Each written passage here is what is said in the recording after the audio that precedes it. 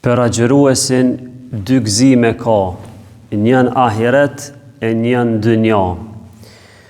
Thot pejgamberi a.s.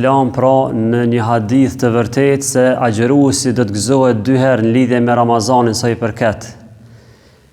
Sa i përket gëzimit të parë është agjërimi kur han iftar vjen koha me prish iftarin, gëzohet se ka agjëru edhe ka arrit shpërblimin e Zotit.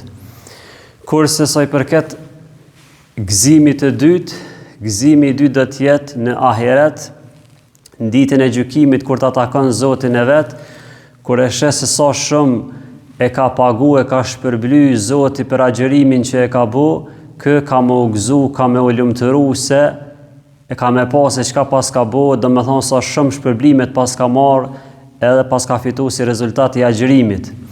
Andaj edhe Allahu neve na tregon se as-sawmu li wa ana ajzi bih, agjërimi është për mu dhe unë për të shpërblej.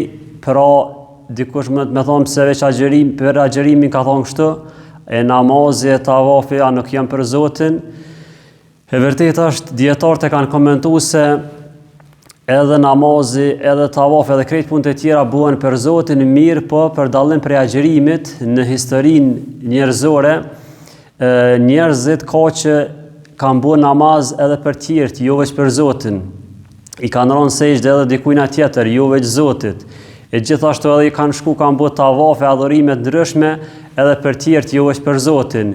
Mirë po agjërim nuk kanë bu për kërkon tjetër përveç Zotit. Pra, agjërim kanë bu veç për Allahun subhanahu wa taala.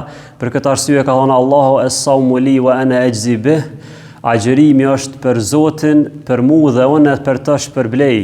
E agjërimi, shpërblimi për agjërimin është, nuk është i kufizum edhe nuk është i caktun, e ka lënë Zoti sekret që me shpërbly aq sa ai i don.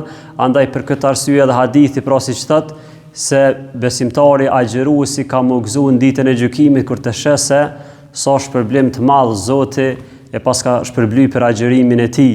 Andaj na elusim Allahun që ai neve me na shpërbly për agjërimin që e kena bo me qenë se jemi në fund muajit Ramazanit.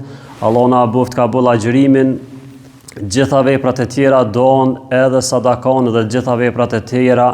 Wassalamu alaikum.